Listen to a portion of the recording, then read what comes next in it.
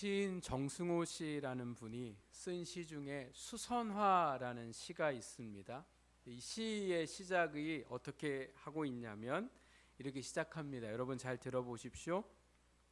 울지 마라, 외로우니까 사람이다. 살아간다는 것은 외로움을 견디는 일이다. 여러분 어떻게 동의가 되세요? 외로우니까 사람이다. 사람은 외로운 존재임을 쓰고 있고, 그 다음에 사람이기에 외로움을 견디며 살아가야 한다, 이렇게 말하고 있습니다. 정말 이분의 말처럼 모든 사람은 외로움 속에 살아갑니다. 어른도 외롭지만 아이도 외롭고, 남자도 외롭고 여자도 외롭고, 외로워하고 싶지 않지만 외로움을 타는 것이 사람의 모습입니다. 그래서 우리는 죽는 순간까지 그 외로움을 견디며 살아가야 합니다. 왜 사람이 외로움을 느끼며 살까요? 그 이유는 두 가지가 있는데, 하나는 주변에 정말 함께 할 사람이 없을 때 사람은 외로움을 느끼게 됩니다. 그래서 어른들이 자녀를 한 명 낳으면 형제가 없으면 나중에 외롭다는 말들을 자주 하시는 것을 듣게 되죠. 그러니까 주변에 사람이 없을 때에 외로움을 느끼게 되더라는 거죠. 또 한 가지, 사람이 외로움을 느낄 때는 언제냐면 주변에 사람은 많지만 그럼에도 불구하고 외로울 때가 있더라는 거예요. 혼자 사는 사람이 외롭겠습니까? 부부가 외롭겠습니까? 혼자 사는 사람이 외롭지만 그럼 부부는 외로울까요? 안 외로울까요? 외롭더라는 거죠. 같이 아내와 남편이 한 집에서 먹고 자는데도 불구하고 이상하게 외로움이 생기더라는 거예요. 또 부모님이 계시고 자녀가 있는 가족이 있음에도 불구하고 사람은 그 속에 있으면서도 불구하고 외로움을 느끼더라는 거죠. 왜 사람들이 있는데도 외로움을 느낄까? 그 이유는 마음을 나누지 못하기 때문에 그렇습니다. 내 마음 같지가 않는 거예요. 나는 이렇게 생각하는데 함께 있는 가족들은 다르게 생각할 수 있고, 평생을 몇십 년 함께 살아온 부부도 그 마음이 함께 하지 못할 때에는 외로움을 느끼게 되더라는 겁니다. 가정의 문제를 해결을 해야 되는데 가족들이 나 몰라라 할 때에 외로움을 느끼게 되고, 가정에서만이 아니라 많은 사람들이 모여있는 학교에서도 그렇고 직장에서도 그렇고 사람들이 그렇게 많음에도 불구하고 홀로 되어 있는 외로움을 느끼며 우리는 살아가게 되죠. 지난 한 주간 동안 여러분은 함께 있어서 행복한 삶이셨습니까? 아니면 외롭고 홀로 된 마음으로 이 한 주를 살아오셨습니까? 어떠셨습니까? 한번 옆에 한 분에게 물어보세요. 외로우셨습니까? 어떻게 외로우셨대요? 아니면 행복하셨대요? 네? 잘 지내셨대요? 네, 저희가 살아가면서 행복한 것 같지만 외로움을 느끼는 순간들이 우리가 말을 하지 않아서 그렇지 얼마나 많은지 모릅니다. 하나님께서 오늘 우리에게 주시는 말씀을 보면 홀로 된 사람 야곱에 대해서 말씀을 하고 계십니다.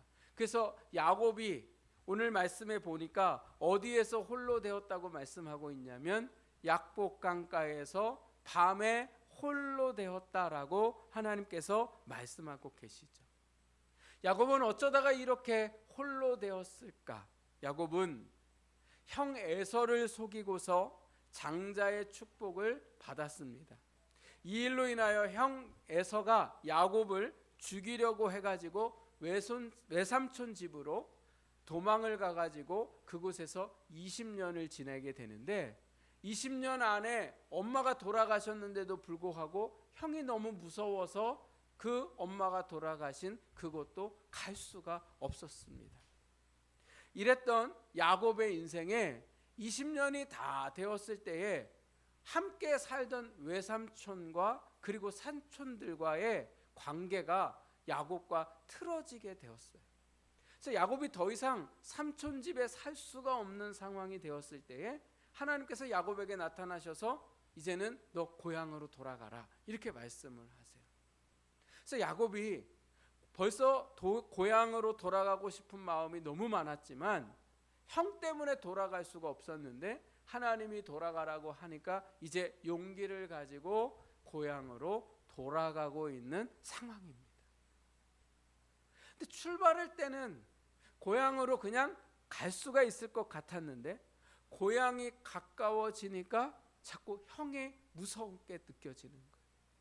얼마나 무서웠는지 야곱이 그 형이 좀 마음이 녹았으면 좋겠다 이런 생각을 해가지고는 형에게 자기가 가지고 있는 재산을 3번에 걸쳐서 종들에게 미리 보냅니다. 그래서 자기 재산을 좀 형들이 받으면 형이 받으면 좀 그 마음이 풀릴 것으로 생각을 해서 보냈는데 그 앞서 보냈던 종들이 가다가 말고는 돌아왔어요. 돌아와서는 뭐라고 이야기하냐면 주인님 큰일 났습니다. 당신의 형이 군사 400명을 데리고 지금 이곳으로 오고 있더라는 거예요. 아직 고향을 도달하지 않았는데도 불구하고 누가 마중 나오고 있어요? 형이. 근데 형이 누구를 데리고 와요? 군사를 데리고 오더라는 거예요. 좋은 이야기가 아니죠. 야곱의 가족들이 그렇게 수가 많은 것도 아닙니다. 뭐 많아봤자 뭐 20-30명 40명 정도 되는데 이 야곱의 가족들의 수에 비해 에서가 몇 명을 데리고 와요? 400명의 군사를 데리고 와서 다 뭐예요? 죽이려고 했더라는 거예요. 야곱은 그만큼 에서는 그만큼 20년 동안 야곱에 대한 미움들이 가득했더라는 거예요. 아무리 생각을 하고 해서 내가 용서해야지 이해해야지라고 생각해도 도저히 이해할 수도 없고 용서할 수도 없을 정도로 에서의 마음에 분노가 날마다 쌓였더라는 거죠. 그래서 야곱이 온다는 소식을 들으니까 군사를 데리고 야곱을 죽이려고 했더라는 거예요. 자기가 가진 재물로 형의 마음을 좀 누그러뜨릴까 생각했는데 아무런 소용이 없었습니다. 야곱이요, 어떻게 해야 될지를 모르겠는 거예요. 하루 종일 마음이 불안하고 그 불안한 마음에 정신이 하나도 없는 겁니다. 그리고 그렇게 불안했던 하루가 지나서 밤이 되었는데 오늘 저희가 읽은 말씀에 보니까 밤에 가족들이 자고 있는 시간에 야곱이 가족들을 다 깨워요. 다 일어나라. 우리가 지금 여기서 머물러 있을 수 없다. 그래서 어떻게 하냐면 가족들을 데리고 약복강의 건너편으로 건너자고 얘기합니다. 여러분, 물가는 강이든 조그만 연못이든 아니면 시냇가든 낮에 건너야 안전합니까? 밤에 건너야 안전합니까? 낮에 건너야 돼요. 근데 강인데 야곱도 알고 있어요. 밤에 건너나가는 위험하다는 걸. 그럼에도 불구하고 야곱이 밤에 가족들을 데리고 강을 건넜다는 건 그만큼 두려움이 야곱에게 가득했더라는 거예요. 그런데 이 야곱이 그 아내가 4명이나 있고 12명의 아들들과 종들과 재산들도 많았지만 야곱의 오늘 말씀에 보면 뭐라고 말씀하고 있어요? 그 밤에 홀로 있었다 이렇게 말씀하세요. 가족들을 강 건너에다가 놓고는 거기서 함께 있는 게 아니라 야곱은 혼자 가족들을 떠나서 다시 원래 있던 강으로 야곱이 돌아왔더라는 거예요. 그리고 그 캄캄한 새벽에 야곱이 홀로 강가에 앉아 있었습니다.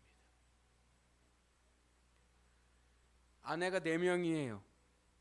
자녀가 12명이 있어요. 그리고 종들도 있어요. 재산도 있어요. 함께 할 사람들이 있었음에도 불구하고 야곱은 왜 혼자 있으려 했을까? 왜 그랬을까요? 함께한 4명의 아내도 12명의 아들들도 종들도 자기가 가지고 있는 재산도 이 에서의 문제를 해결해 줄 수 없기 때문에 그런 거예요. 오롯이 이 에서의 문제를 자기 스스로 감당해야 함을 야곱이 알고 있었더라는 거죠. 우리가 살면서 보면 문제가 없을 때에는 주변에 사람들이 많은 것 같아요. 이 사람도 있고 저 사람도 있고 막 그런데 문제가 생기면 홀로 되는 일들이 너무나 많더라는 거예요. 문제가 없을 때에는 이 사람한테 이런 얘기하고 저런 얘기하면 또 얘기도 잘해주고 막 이렇게 해요. 그런데 문제가 생겼을 때 얘기하면 도와주겠다는 말을 하지 않고 그냥 듣고서도 이 말 저 말도 없이 그저 아무 말을 안 하는 상황들이 있을 때도 얼마나 많은지 모릅니다.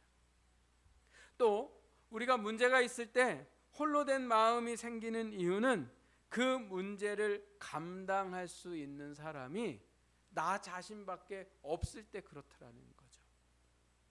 몸이 아파 우리가 고통을 당합니다. 근데 그 몸이 아파 고통 당할 때에 아무리 가족들이 약을 사다 주고 병원을 데려다 줘도 그 당해야 하는 고통은 누가 감당해야 돼요? 내가 감당해야 되는 거죠. 아픈 사람이 감당해야 돼요. 고통까지는 다른 사람들이 감당해 줄 수 없더라는 거예요. 그러니까 고통과 싸워야 되는 사람은 나 자신이고, 그래서 그 고통이 있을 때에 주변에서 아무리 이런저런 이야기를 해도 그것을 내가 감당해야 할 때에 우리는 외로움을 느끼게 되더라는 거죠. 그래서 부모님들이 자녀가 아프면 뭐라고 얘기해요? 차라리 내가 대신 아파주면 좋겠다. 이런 말씀을 하시는 이유는 대신 아파줄 수 없기 때문에 그렇더라는 거죠. 자녀가 학교에서 친구들과 문제가 있을 때에, 직장에 문제가 있을 때에, 그리고 이성과 문제가 있을 때에 부모는 그 문제를 해결해 줄 수 없고 아무도 그 문제를 해결해 줄 수가 없습니다. 자녀 스스로 홀로 그 문제를 감당하고 책임져야 하더라는 거죠. 우리가 사는 세상도 마찬가지입니다. 함께 일하는 직원들이 있고 또 학교에서 함께 수업을 듣는 친구들이 있고 선생님들이 있어도 문제가 생기면 그 문제를 내가 감당해야 되죠. 직장에서 직원들은 자기 맡겨진 일들을 잘하면 돼요. 그러나 사장은 자기에 맡겨진 그 일들을 해야 할 뿐만 아니라 회사의 전체적인 것을 자기가 책임져야 되니까 그때마다 어려움이 있을 때에 사장은 외롭고 홀로 된 마음이 들 때가 많더라는 거죠. 신앙적으로도 마찬가지입니다. 어제 제가 아는 권사님이 오셨는데 남편 집사님과 함께 이제 살아오면서 남편 집사님도 믿음이 있지만 아내 되시는 집사님이 믿음이 훨씬 더 깊으세요. 남편분에게 이렇게 저렇게 말씀을 하셔도 남편분이 듣지 않으니까, 그러니까 또 다시 무엇인가를 말하기가 너무 힘이 드는 거예요. 이럴 때 외로움을 느끼게 되는 거죠. 믿음의 삶을 같이 살고 있지만 그 믿음의 세계가 달랐을 때에 외로움을 느끼고, 또 같은 가족들 안에서 나 혼자 신앙생활을 하고 있을 때에 영적인 외로움을 느끼고 홀로 된 마음이 들 때가 얼마나 많은지 모릅니다. 이것이 오늘 우리의 살아가는 인생 속에 우리가 느끼는 외로움이고 홀로 된 일이라는 거죠. 근데 이제 이 외로움과 홀로됨이 우리에게 어떤 마음을 주는가? 용기를 주고 소망을 주고 힘을 주면 좋겠지만 외롭다는 이 마음이, 홀로 되었다는 이 마음이 우리에게 절망을 주고 불안감을 주고 어떻게 해야 될지 몰라 하는 답답한 마음에 우리를 이르게 하더라는 거죠. 누가 좀 도와줬으면, 이 문제를 해결해 줬으면 하는 마음이 있지만 그 문제를 누군가 해결해 줄 수 없기에, 그리고 나 또한 그 문제를 해결할 수 없기에 너무나 답답하고 불안하고, 그래서 어떤 사람들은 그 홀로 되었을 때에, 외로울 때에 죽음까지 생각하더라는 거죠. 제가 설교를 준비하다가 보니까 제가 예전에 잘 듣던 유행가 가사 노래가 생각이 났어요. 변진섭이라는 가수가 부른 노래 중에 홀로 된다는 것이라는 그 노래가 있어요. 근데 그 노래 가사 중에 이렇게 나와요. 하지만 홀로 된다는 것이 나를 슬프게 하네. 여러분, 홀로 되면 외롭습니다. 홀로 되면 어떻게 해요? 슬퍼요. 그런데 놀랍게 하나님의 말씀은 이 홀로 된 시간, 이 외로움의 시간이 결코 슬픔의 시간이거나 답답함의 시간이거나 고통의 시간이 아니었음을 오늘 우리에게 말씀해 주고 계시더라는 거죠. 하나님께서 오늘 우리에게 주신 말씀은 홀로 되었을 때에 야곱은 스스로 죽음을 선택하거나 답답해 했던 것이 아니라 홀로 남아서 하나님을 찾았더라는 거예요. 하나님, 오늘 홀로 된 우리의 인생에게 너 홀로 되었느냐? 하나님, 제가 외롭습니다 라고 말할 때에 하나님은 우리에게 말씀하세요. 야곱처럼 나를 찾아라. 야곱은 홀로 남아서 하나님을 찾았습니다. 왜 야곱이 하나님을 찾았을까?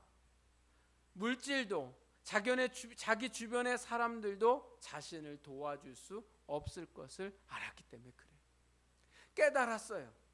자기를 형으로부터 구원해 줄 분은 오직 하나님이심을 야곱이 깨닫게 된 거죠. 그래서 약복강가에 앉아서 하나님 앞에 간절히 기도를 했는데, 그래서 제가 지난주에 기이한 하나님에 대한 말씀을 하면서 야곱의 이야기를 말씀드렸잖아요. 하나님 앞에 야곱이 자기의 인생의 홀로됨을 놓고 하나님 앞에 간절히 기도했는데, 오늘 말씀해 보니까 그 속에 뭐라고 말씀하고 있어요? 천사와 씨름하였다, 이렇게 말씀하고 있는 거죠. 천사와 씨름했다는 것은 어떤 의미를 가지고 있습니까? 진짜 천사와 막 씨름해서 그 씨름에 뭐예요? 이기려고 한 것처럼 야곱이 하나님 앞에 이 에서의 문제를 놓고 씨름하듯이 하나님 앞에 뭐 했더라는 거예요? 기도했더라는 거예요. 이 문제를 하나님이 이겨 주시도록, 하나님이 이 문제를 해결해 주시도록. 그랬는데 시간이 돼가지고 천사가요, 씨름을 하다가 야곱을 이기지 못하니까 야곱에게 나를 좀 놓아달라고 이야기하죠. 그러니까 야곱이 뭐라고 얘기합니까? 당신이 나를 축복하지 않으면 나는 당신을 놓아줄 수 없습니다. 하나님이 이 문제를 해결해 주시지 않으면 하나님, 저는 여기서 일어설 수 없습니다. 왜요? 하나님이 해결하시지 않으면 자기뿐만 아니라 자기의 모든 가족들이 형 에서에게 죽을 수 있는 상황이 왔기 때문에 그렇습니다.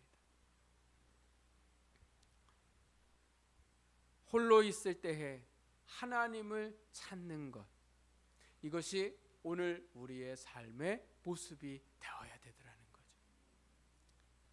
열왕기상 말씀에 보면 바알과 아세라 선지자들과 대결을 하는 엘리야의 모습을 보게 됩니다. 얼마나 멋지게 승리를 하는지, 엘리야가 그 400명의 선지자 850명의 선지자와 싸워서 승리를 하고 난 다음에 그 모든 선지자들을 다 죽입니다.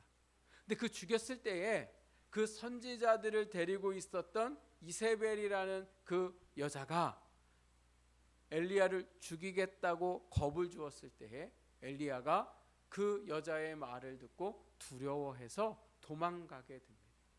그래서 어디로 도망가냐면 산 깊은 동굴에 들어가서는 거기서 하나님 앞에 죽여달라고 이야기해요. 너무 힘들어서. 그러면서 하나님한테 뭐라고 이야기하냐면, 하나님, 저만 남았습니다. 믿음으로 사는 사람들이 저밖에 없습니다. 이렇게 외로움을 토했을 때에 하나님께서 예레미야의 그 기도를 들으시고는 예레미야에게 너는 혼자가 아니라 아직도 우상 앞에 무릎 꿇지 않은 7천 명의 성도들이 있음을 말씀해 주시고 그 예레미야에게 해야 할 사명을 가르쳐 주셨더라는 거예요. 혼자 있을 때에, 외로울 때에 사람을 찾거나 어떤 헛된 것들에 우리의 마음을 쏟아내는 것이 아니라 혼자 있는 그 시간에는 하나님을 찾아야 할 시간입니다. 외로움이 느껴질수록, 홀로 되어 있는 것 같은 생각이 들면 들수록 우리가 해야 할 일은 하나님을 찾아야 되는 거죠. 그 하나님을 찾을 때에 어떤 역사가 야곱에게 일어났습니까? 그 천사가 야곱에게 축복했더라, 이렇게 말씀하고 있죠. 그래서 야곱에게 축복해 주었어요. 그 축복을 해 주면서 어떤 일들이 일어났습니까? 에서가 야곱을 만나는 그 시간에 그 미워했던 마음들이 눈 녹듯 사라져 버렸어요. 그래서 야곱이 에서를 봤을 때에 뭐라고 표현했다고요? 내가 형을 본즉 하나님을 본 것 같다, 이렇게 말씀했더라는 거예요. 하나님을 본 것 같은 얼굴을 누가 하고 있었어요? 에서가 하고 있었더라는 거예요. 야곱이 하나님 앞에 홀로 앉아서 기도하기 전에는 에서의 얼굴이 어땠을까요? 마귀와 같았어요. 사람의 얼굴과 같지 않고 내가 만나자마자 모두 다 죽여야겠다는 그 악한 마음들로 가득했던 그 마음이 얼굴로 나타나서 누가 봐도 사탄같이 마귀 같은 얼굴을 하고 있었던 에서의 얼굴이 하나님이 그 속에서 역사하시자 그 얼굴이 하나님과 같이 변했더라는 거예요. 원망과 미움이 다 사라져 버리고 죽이고 싶었던 마음들이 다 사라져 버리고 에서가 어떻게 했냐면, 저희가 말씀을 읽지 않았지만 창세기 33장 4절 말씀에 보면 이렇게 말씀합니다. 제가 읽어보겠습니다. 에서가 달려와서 그를 맞이하여 안고 목을 어긋맞추어 그와 입 맞추고 서로 우니라, 이렇게 말씀하고 있어요. 여러분, 엄청난 사건인 거죠. 20년 동안 사람을 미워해서 죽이려고 했던 사람이 그 대상을 만나자 칼을 빼서 죽이는 게 아니라 달려와서 그를 맞이했다, 이렇게 얘기해요. 야곱은 뭐 하고 있었냐면 형 에서를 보자마자 땅에 엎드렸어요. 그러면서 형한테 뭐라고 얘기하냐면 형님이라고 얘기도 못하고 당신의 종이, 이렇게 얘기해요. 그만큼 형이 두려웠더라는 거죠. 근데 그 형이 엎드려 있는 야곱을 봐서는 뭐 했어요? 달려와서 그를 안고 그를 보고 입 맞추고 울었다, 이렇게 말씀하고 있는 거죠. 미워했던 동생이 어떻게 보였어요? 불쌍해 보였더라는 거예요. 홀로 있을 때에 하나님을 찾는 자들에게 하나님의 역사하심이 오늘 우리가 이 말씀을 통해서 보게 되더라는 거죠. 하나님은 홀로 된 사람들과 함께 하시고 인생의 문제를 해결할 수 없어서 외롭고 괴로운 사람들의 기도를 들으시는 분이세요. 홀로 된다는 거, 외로운 거, 다른 사람들에게는 힘든 시간이지만 오히려 그 시간은 하나님을 찾을 시간이더라는, 하나님의 역사가 우리 가운데에 일어날 시간이라는 거예요.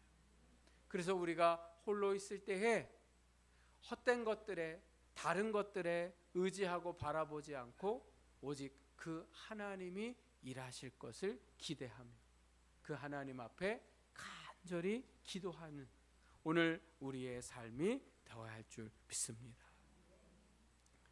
엘리야는 이 땅에 비를 다시 내리겠다는 그 하나님의 말씀을 듣고 비가 오기를 기도할 때에 다른 사람들과 같이 기도하지 않았어요.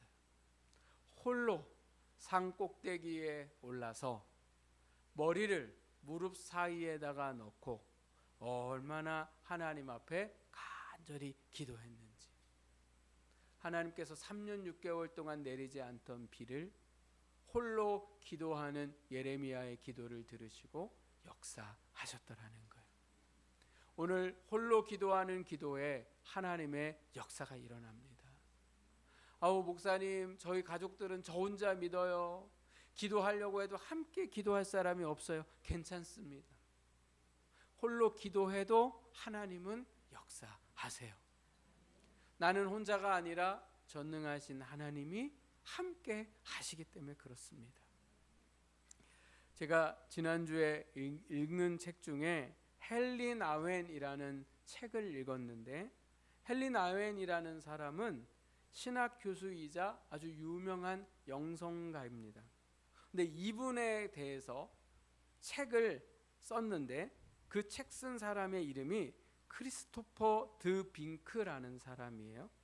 근데 이 크리스토퍼라는 사람이 헨리 나우엔의 삶에 대해서 글을 썼는데, 어떻게 이 글을 쓰게 됐냐면 헨리 나우엔과 함께 편지를 주고받으면서 그 편지 속에서 헨리 나우엔의 그 모든 이야기를 이제 글로 이제 담아냈습니다.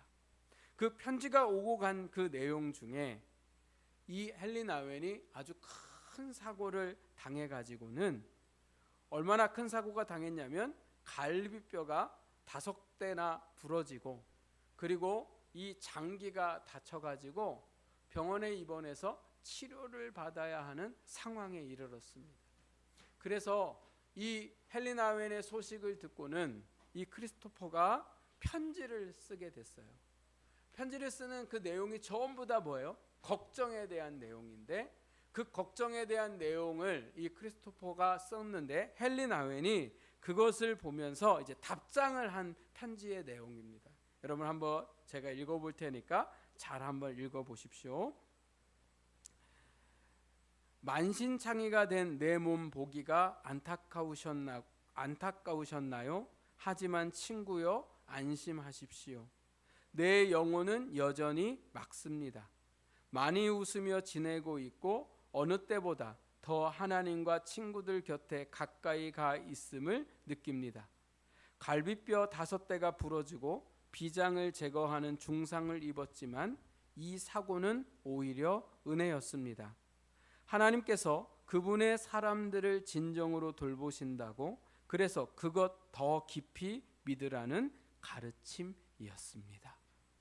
여러분, 엄청난 사고를 당했을 때에 홀로 되어 있는 감정을 느끼면 슬프고 힘들고 난 왜 이럴까? 하나님은 내게 왜 이러실까? 이런 생각을 하게 되는데, 이 헨리 나우엔은 어떻게 생각했습니까? 내 영혼이 여전히 맑습니다. 그리고 많이 웃으며 지내고 있고, 이 일로 인하여 어느 때보다 하나님과 친구들 곁에 가까이 가 있음을 느낍니다. 홀로 된 시간은 하나님과 더 가까이 가는 시간이고, 주변에 있는 분들과 더 가까이 할 수 있는 시간이라고 이야기하면서 이 고통이 그분의 사람들을 하나님이 돌보시는 시간이라 이렇게 고백하고 있습니다. 그리고 더욱더 하나님을 믿으라는 가르침이었다 이렇게 말씀하고 있어요. 여러분, 홀로 된 시간은 하나님을 가까이 하는 시간이며, 홀로 된 시간은 주변의 사람들과 함께 할 수 있는 시간이고, 홀로 된 시간은 하나님이 나를 돌보시는 시간입니다.